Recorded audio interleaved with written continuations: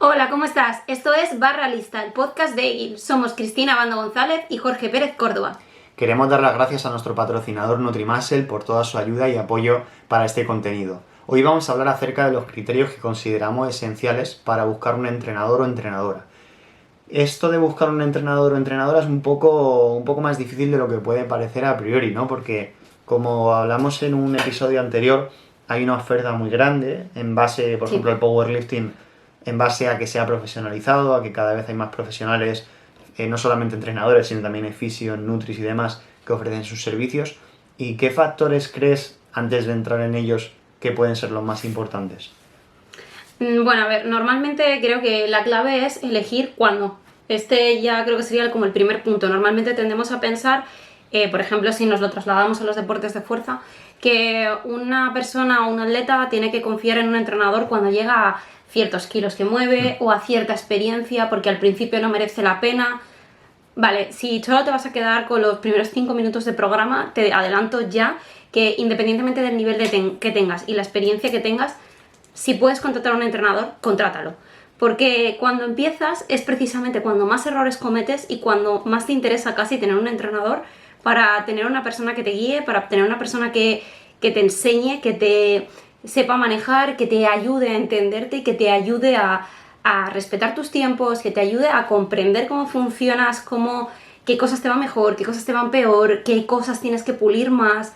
Es cuando más lo necesitas y es el error principal que yo creo que todos solemos cometer, que es pensar que es muy pronto para tener entrenador o entrenadora en su defecto, que no es tu momento. Sí es tu momento, o sea, no lo dudes, de verdad, es el momento para tener un entrenador y da igual que lleves 3 meses en el gimnasio, que lleves un año, que lleves 10. Siempre es un buen momento para tener entrenador cuando te sientas o bien perdido, o bien no sepas lo que estás haciendo, o bien creas que estás en una temporada de estancamiento, o lo que sea. Cuenta con una segunda opinión porque van a haber más 2 personas que una. Efectivamente, como bien dice Chris, no hay un momento determinado a partir de levantar ciertas marcas en las que ya puedas tener entrenador y que si no llegas a ese nivel no es necesario que tengas entrenador para nada. Este error viene mucho del mundo del fútbol y de otros deportes en los que se considera que los entrenadores y preparadores físicos que se encargan de la parte de iniciación están menos formados que aquellos que se encargan de las élites, o sea, el niveles élite o niveles profesionales, cuando no es así. Precisamente en esas etapas formativas, ya no solamente de niños, sino adolescentes o adultos jóvenes, 20, 21, 22, que empiezan a hacer pesas y tal, son los momentos más sensibles en los que hay que hacer mucho hincapié en un desarrollo integral, ya no solo a nivel de lo que es la preparación física y el entrenamiento, sino de enseñar una serie de valores como el respeto, la integridad, el compañerismo, la orientación de la que hemos hablado muchas veces. Y las que nos quedan. Eso es, hacia la autosuperación, y esos momentos son muy sensibles y ahí es cuando un entrenador es muy importante, porque un buen entrenador, que no cualquier entrenador, porque aquí de lo que vamos a hablar hoy es de qué factores deberías tener en cuenta para elegir un entrenador o un buen entrenador. Un buen entrenador debe inculcar todos esos valores que van asociados al entrenamiento, y estas fases iniciales que tú comentabas son muy sensibles. No, y que aparte de tener un buen entrenador, siempre es importante independientemente de tu objetivo. Es decir, también suele ser un error muy común pensar que no necesitas entrenador porque no vas a competir. Ya, pero es que da igual. Tú vas a dedicar un número de horas, sea el que sea, semanales a un deporte, sea el que sea, y por lo tanto tener a una persona que te sirva de guía, que te ayude, que te apoye en los momentos malos, que tenga la frialdad para tomar ciertas decisiones, siempre va a ser un beneficio para ti. Es que no hay una situación en la que no te puede interesar, ni hay una situación en la que incluso, no sé, como que no merezcas ese apoyo. ¿Por qué? Entonces, para mí mi consejo fundamental es que siempre es un buen momento para buscar entrenador. Ese yo creo que sería el punto 1 a comentar. Sí, totalmente. Además, como bien dice Chris, el entrenador te puede aportar, un entrenador que sea bueno, te va a aportar esa frialdad que se relaciona con ya no solo lo que tú quieres, sino con lo que realmente necesitas. Yo, por ejemplo, empiezo a hacer powerlifting, yo quiero hacer un 1RM, pero no necesito hacer un 1RM. Necesito hacer un trabajo de base con intensidades relativas menores, con volúmenes al principio medios, bajos, ir poco a poco aumentándolo, trabajar diferentes patrones de movimiento. Yo puedo querer solamente hacer 60 días prep-banca y peso muerto, pero es mi entrenador, es mi fisioterapeuta, quien sabe lo que necesito, porque es la persona que ha estudiado y es quien, digamos, debe ser la cabeza pensante. Yo como deportista le puedo aportar feedback, voy a participar en el proceso de toma de decisiones, pero es el entrenador, os digo entrenador o entrenadora, da igual, por Sí, no claro. repetirme, es esa persona quien te aporta la frialdad que te decía Chris y quien, sobre todo, te aporta lo que tú necesitas, ya no solamente lo que tú quieres. Y en ese sentido, yo veo a un entrenador como no solamente la figura de preparador físico o programador de cargas, sino como a un profesor. Un profesor en cuanto a que te forma de manera integral, te enseña esos valores que comentábamos antes, esa orientación a la tarea.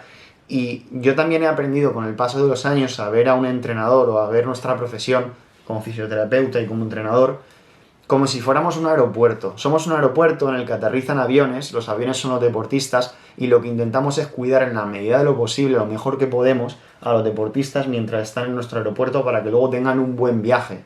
Un buen entrenador debe ser eso, un buen aeropuerto en el que igual no tienes al avión toda su vida porque al final los objetivos cambian, las preferencias o lo que sea, pero el momento en el que tienes a ese avión hay que tratarlo lo mejor posible y no hacer solamente lo que el avión quiere, sino lo que nosotros como profesionales consideramos que el avión necesita.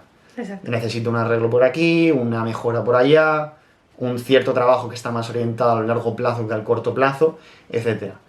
¿Qué otros factores consideras que influyen en decir, yo, imagínate, estoy buscando un entrenador, ¿por qué crees que me puedo basar yo como powerlifter o levantador de pesas o deportista en general para tomar mi decisión?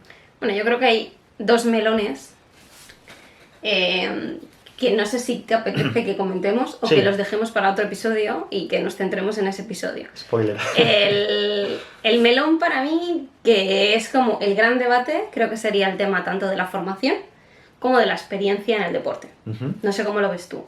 Hay una formación que para ti es como hay que tener formación, no hay que tener formación, y ya luego pues lo mismo, hay que tener experiencia o no hay que tener experiencia. O sea, para mí hay que tener formación y hay que tener experiencia, pero... Sí, al final considero que esto es un poco como ¿quieres más a papá o a mamá? ¿O te gusta más la sentadilla o el peso muerto? Las dos cosas. Yo si me pusieras la espada contra la pared o una pistola en la cabeza, te diría que la experiencia.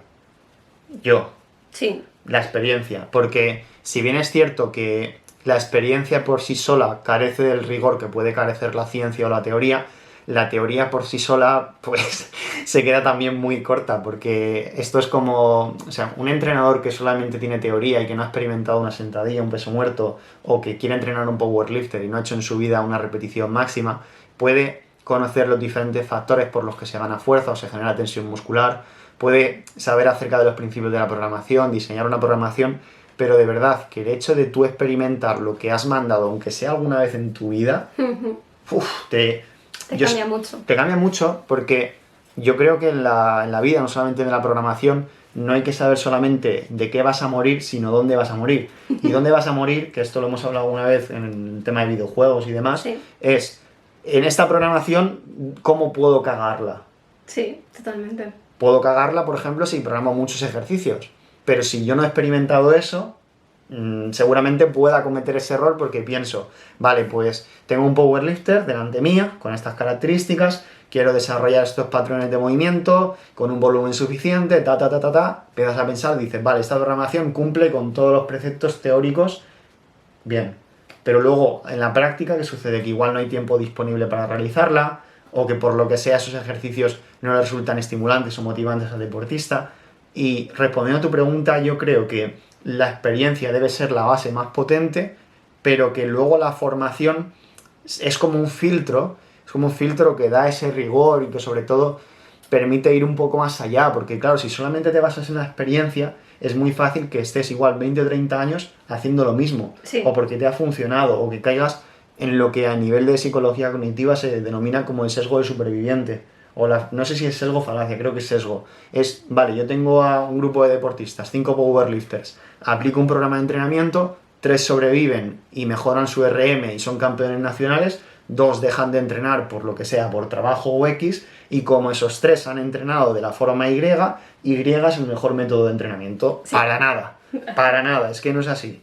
O sea, no es así. O sea, la cuestión es que la experiencia por sí sola está limitada porque dices, vale, tú y yo, por ejemplo, tenemos 30, 31 años, Sí. ¿vale? Joder, hemos tenido unas experiencias que están limitadas por el tiempo que hemos estado en la Tierra y haciendo este deporte. ¿Por qué no me voy a basar en estudios científicos o en experiencias de otros entrenadores para fomentar mi propia práctica? Y eso es la teoría. Esa es la teoría. Esa A es la ver, teoría. hay que decir que no todo el mundo, aunque tenga un título, te ofrece unas garantías de conocimiento y por lo tanto yo creo que es la suma de ambas. Por eso Sí. decía que para mí experiencia y formación académica tienen que ir de la mano. Sí. Pero claro, también he de decir que yo en mi sector, para mí es imperativo tener formación, porque lo contrario es ponerte en manos de personas que no comprenden anatomía básica, no comprenden fisiología humana, no comprenden patología básica. Es decir, es poner en juego tu salud, pero yo considero que también el entrenamiento es salud y por lo tanto también hay que tenerle el respeto que se merece.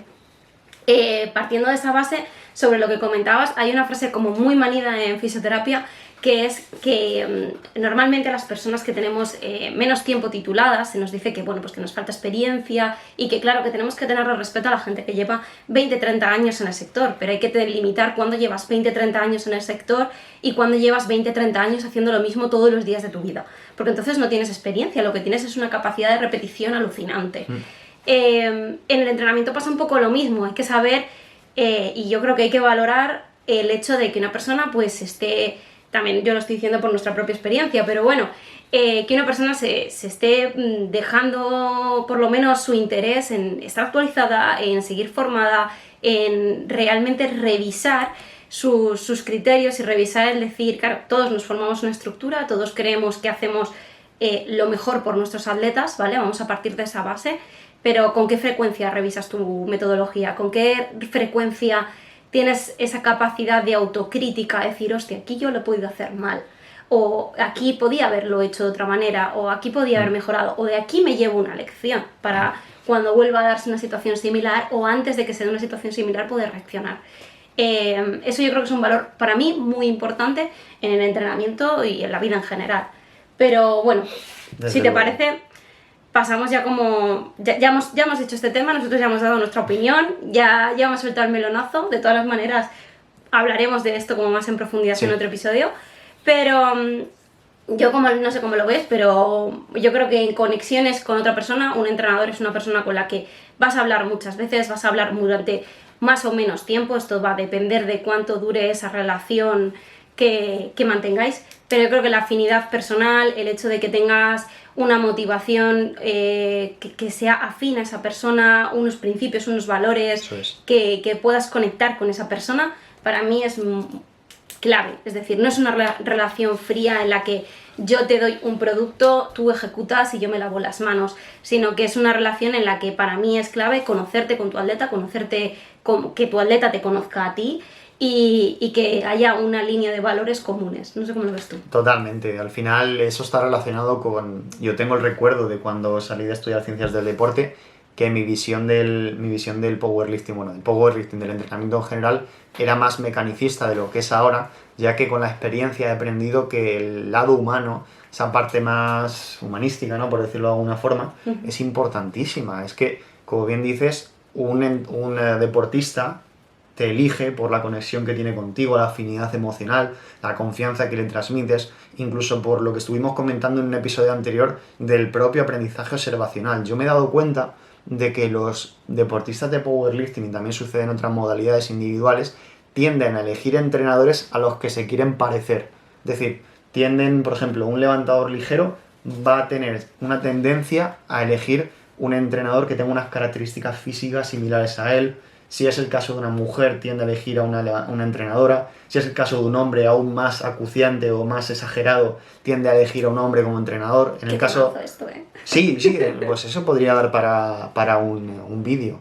Pero bueno, la cuestión es esa, que tendemos un poco a elegir un entrenador que se parezca a aquello que queremos lograr, ¿no? Y también tiene sentido. Sí. Esto es como lo de los mentores en el emprendimiento. Totalmente. Que se dice aquello de que si tú quieres llegar del punto A al punto B y Manolito ha llegado al punto B, pues confías más en Manolito que en Julián, que no ha llegado al punto B ni lo huele.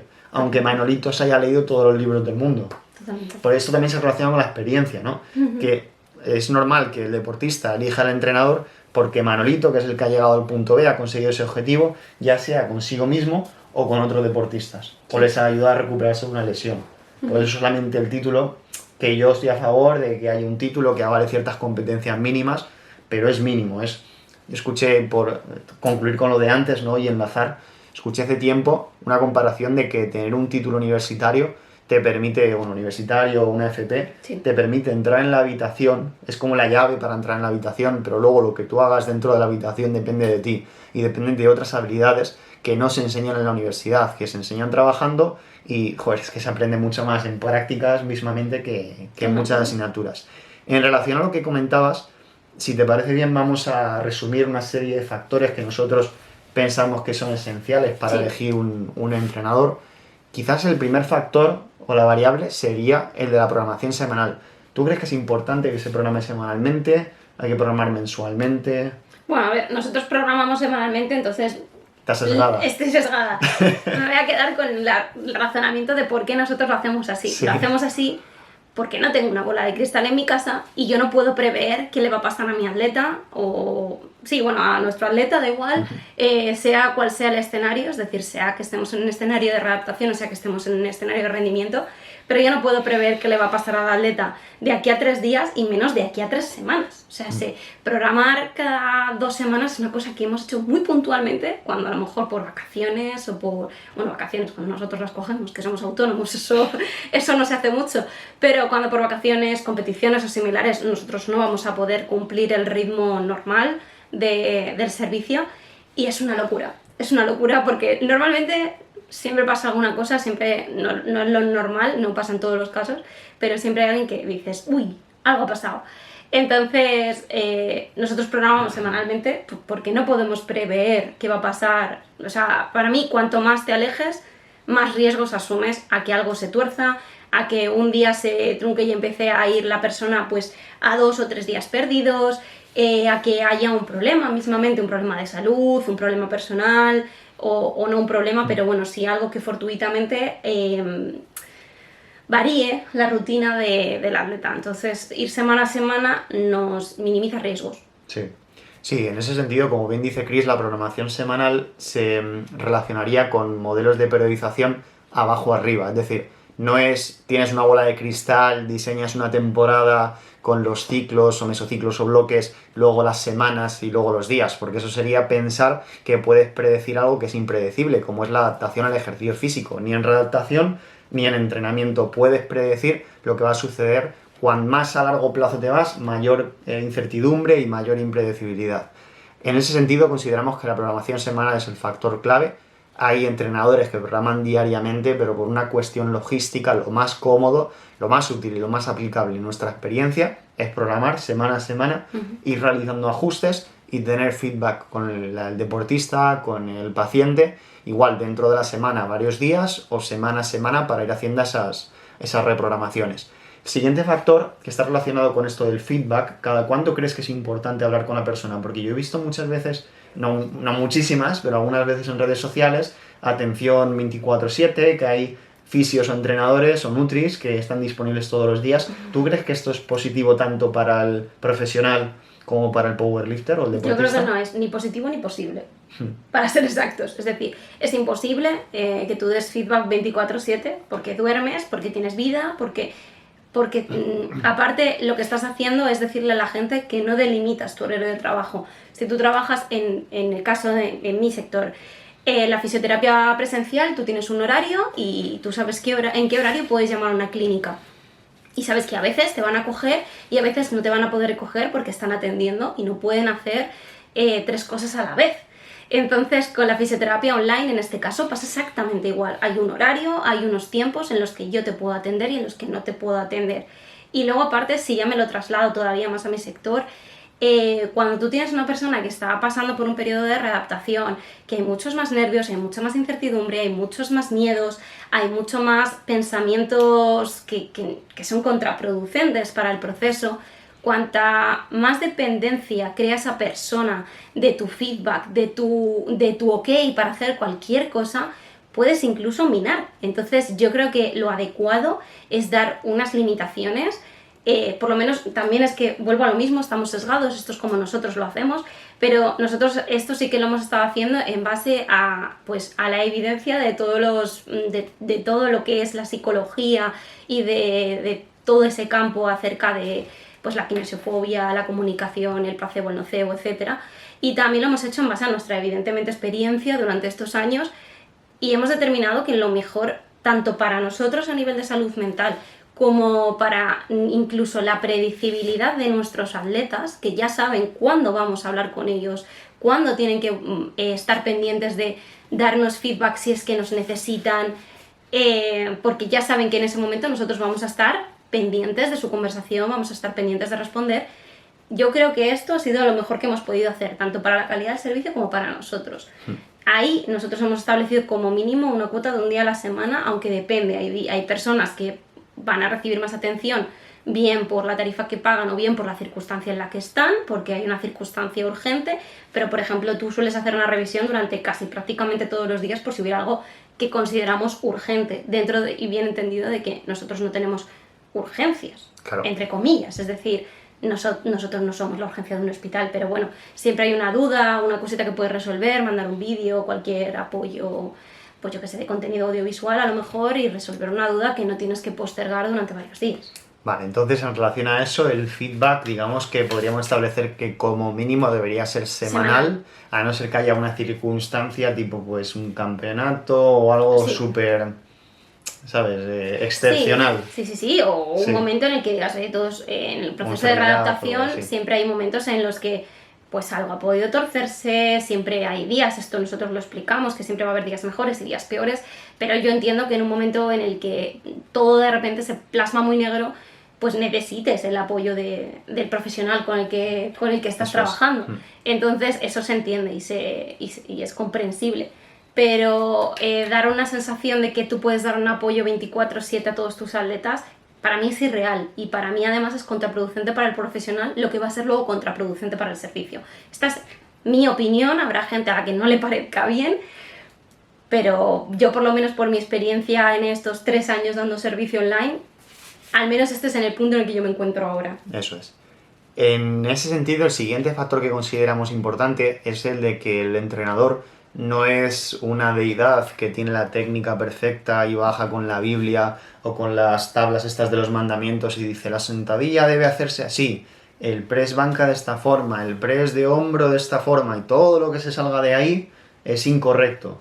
Para mí, una bandera roja o un red flag de que el entrenador no es que no sea adecuado, pero que en eso igual no está del todo bien orientado, es que sea muy rígido en cuanto a la técnica, y no sé si coincides conmigo en eso, imagino. Totalmente. Que sí, porque al final es que es seguir un esquema un patrón para todo el mundo, como si todo el mundo fuese igual. Es igual que lo que decías con la programación. Si tú coges y haces la misma programación, punto por punto, ejercicio por ejercicio, dosis, intensidad, todo exactamente igual a 10 atletas, no le va a servir a los 10 atletas, porque no estás pensando en la individualidad de cada atleta. Y con la técnica es exactamente igual. Si todos tus atletas tienen que hacer la sentadilla exactamente igual, estás obviando el hecho de que las palancas son diferentes en cada uno, el tiempo, la experiencia dentro del deporte es diferente en cada uno, las necesidades biomecánicas son diferentes en cada uno, la fuerza es diferente en cada uno, los puntos débiles y los puntos fuertes son diferentes en cada uno. Entonces, por narices no puede ser igual. Porque me refiero, tú por ejemplo ahora, que tú eres una persona con muchísima experiencia, ahora estás volviendo a cambiar el stand de sentadilla porque lo cambiaste y al final el que te iba bien es un stand más cerrado y te has emperrado en intentar abrirlo innecesariamente. Es lo mismo que te pasa en banca. Entonces, si eso tú, que eres una persona con muchísima experiencia, que se conoce muchísimo y que tiene muchísimas tablas entrenando y compitiendo, ¿qué no será en una persona que lleve poco, como puedo llevar yo, o que acabe de empezar?